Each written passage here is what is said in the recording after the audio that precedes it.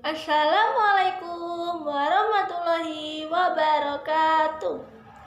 Bagaimana kabar kalian hari ini anak-anak? Alhamdulillah, luar biasa. Allahu Akbar. Yes.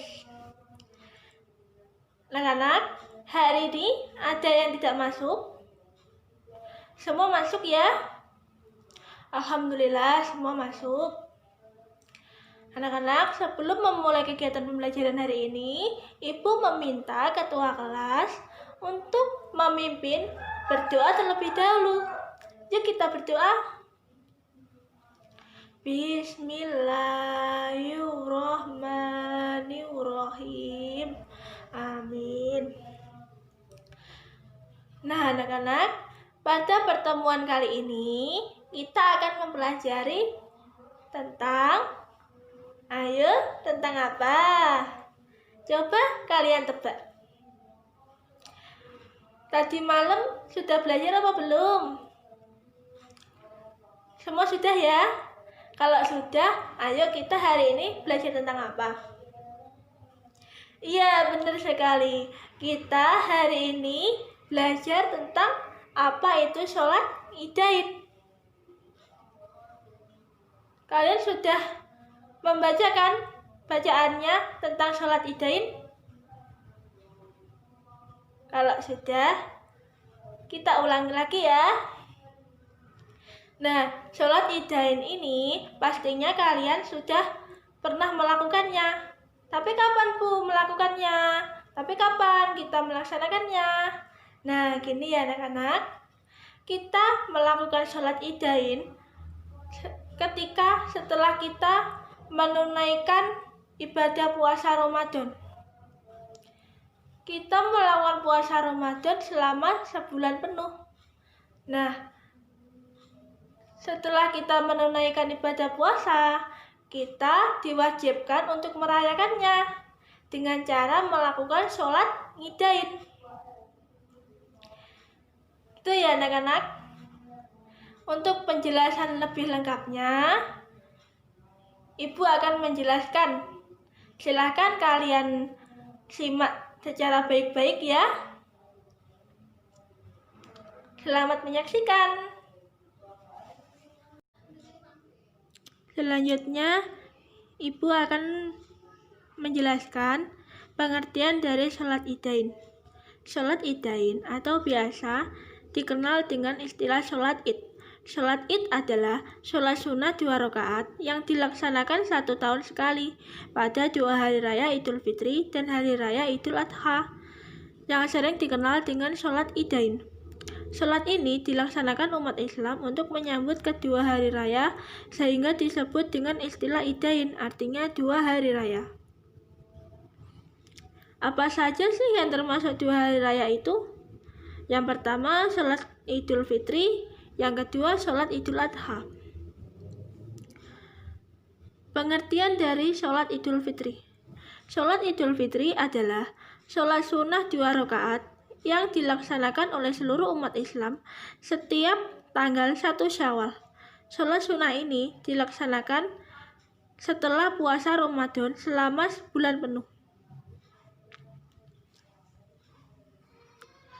Hal-hal yang disunahkan sebelum sholat Idul Fitri.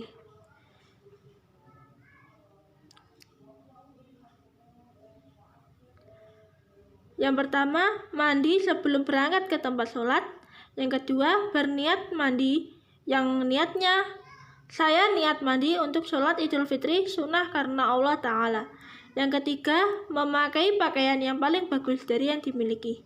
Yang keempat, makan dan minum terlebih dahulu sebelum sholat Id. Yang kelima, memakai wangi-wangian. Yang keenam, melewati jalan yang berbeda ketika berangkat dan pulang dari sholat Id. Yang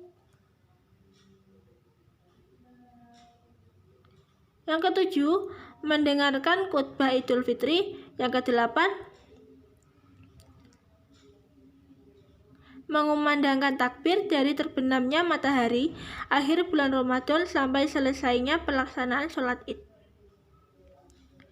Hikmah yang terkandung dalam pelaksanaan Hari Raya Idul Fitri. Ada 5 hikmah ya. Yang pertama, meningkatkan kasih sayang kepada fakir miskin. Yang kedua, mempererat hubungan persaudaraan. Yang ketiga, menyempurnakan pahala di bulan Ramadan. Yang keempat, lebih mendekatkan diri kepada Allah Subhanahu wa Ta'ala melalui takbir, tahmid, tahlil, zikir, dan doa. Yang terakhir atau yang kelima, menghapuskan dosa dan kesalahan terhadap orang lain dengan saling memaafkan. Yang kedua, sholat Idul Adha. Pengertian sholat Idul Adha. Sholat Idul Adha adalah sholat sunnah 2 rakaat yang dilaksanakan umat Islam setiap tanggal 10 Dzulhijjah. Idul Adha berasal dari kata id dan adha. Id berarti kembali dan adha berarti kurban. Jadi, kata Idul Adha berarti kembali berkurban. Maksudnya, kembali melakukan penyembelihan hewan kurban, sehingga dapat disebut juga dengan istilah Idul Kurban. Rangkaian sholat id ini senantiasa dikaitkan dengan penyembelihan hewan kurban, baik sapi, kerbau, maupun kambing yang dilaksanakan selama 4 hari, yaitu tanggal 10 Dzulhijjah atau Hari Raya Idul Adha, dan tanggal 11, 12, 13 Dzulhijjah atau juga disebut Hari Tasyrik. Hal-hal yang dikerjakan sebelum melaksanakan sholat Idul Adha. Yang pertama, mandi atau berniat. Yang kedua, memakai pakaian yang bagus. Yang ketiga, tidak makan dan minum sebelum sholat id. Yang keempat, memakai wangi-wangian. Yang kelima, melewati jalan yang berbeda ketika berangkat dan pulang dari tempat sholat id.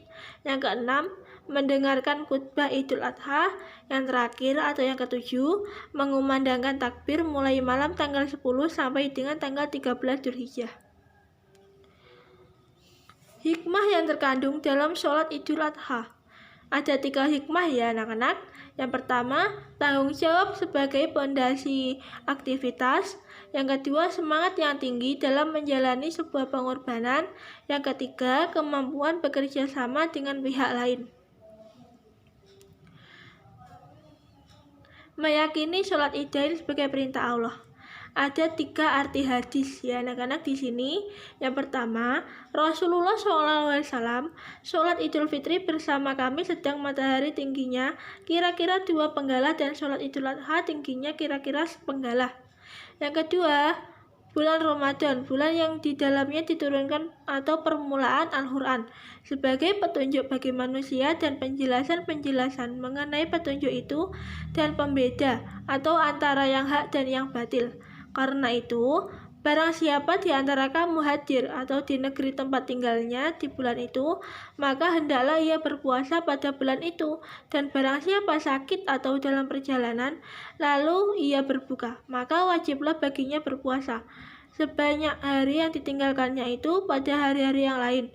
Allah menghendaki kemudahan bagimu dan tidak menghendaki kesukaran bagimu.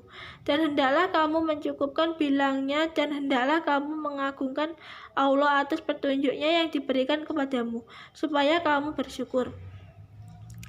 Nah, yang arti hadis yang terakhir, maka dirikanlah sholat karena Tuhanmu dan berkorbanlah. Berdasarkan arti hadis ayat di atas menunjukkan bahwa kita sebagai orang Islam harus selalu meyakini bahwa sholat id, baik sholat Idul Fitri maupun Idul Adha, adalah perintah Allah Subhanahu wa Ta'ala dan Rasul-Nya, sunnah muakkad hukumnya. Tata cara melaksanakan sholat idain. Sholat id dapat dikerjakan di tanah lapang yang bersih atau di dalam masjid. Sebelum melaksanakan sholat terlebih dahulu harus bersuci dari hadas dan najis. Selain itu, kita harus menutup aurat dan berpakaian yang suci. Jadi, syarat dan rukun sholat id sama dengan sholat fardu yang kita kerjakan. Yang membedakan adalah niat, jumlah takbir, dan waktu pelaksanaannya. Cara mengerjakan sholat idain. Sholat id terdiri dari 2 rakaat. Sholat id sebaiknya dilakukan dengan berjamaah. Setelah para jamaah sudah siap, barulah sholat dengan aba-aba. As-sholatul jami'ah. yang artinya marilah kita sholat. Niat sholat id. Takbiratul ikram, membaca doa iftitah pada rakaat pertama sesudah niat takbiratul ikram, kemudian membaca doa iftitah. Selanjutnya takbir 7 kali dan setiap habis takbir disunatkan membaca tasbih. Kemudian membaca Al-Fatihah dan disambung dengan membaca surat pendek. Lebih utama membaca surat Al-Qaf atau surat Al-A'la. Setelah membaca surat, dilanjutkan ruku', i'tidal dan diteruskan sujud 2 kali. Pada rakaat kedua sesudah berdiri untuk rakaat kedua membaca takbir 5 kali. Dan setiap takbir disunatkan membaca tasbih. Kemudian membaca surat Al-Fatihah dan membaca surat Al-Ghashiyah.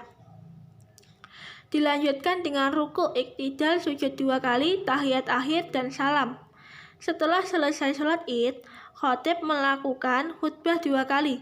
Pada khutbah pertama membaca takbir 9 kali, dan pada khutbah kedua membaca takbir 7 kali. Hendaknya dalam khutbah Idul Fitri berisi penerangan zakat fitrah, dan pada hari raya Idul Adha berisi penerangan tentang ibadah haji dan hukum kurban. Semua jamaah harus mendengarkan dengan tenang. Menghargai orang yang menjalankan sholat idain. Waktu-waktu berkumpul atau berjamaah. Ini sebagai bentuk ibadah kita kepada Allah Ta'ala dalam mencari pahala dan berlindung dari siksanya. Menimbulkan rasa cinta dan kasih sayang sesama kita, memupuk rasa kasih sayang sesama kita, berkenalan satu sama lain. Dengan berjamaah setidaknya kita akan mudah berkenalan dengan jamaah lain. Peristiwa penting yang tepat untuk saling menasihati antar jamaah dalam kebenaran dan kesabaran, membiasakan umat muslim untuk bersatu dan tidak berpecah belah, membiasakan kontrol diri, melipatkan gandakan pahala kebaikan, dakwah menuju Allah Ta'ala dengan perkataan maupun perbuatan. Nah anak-anak, setelah kalian menyimak penjelasan ibu tadi, selanjutnya anak-anak kerjakan ada 10 soal ya anak-anak.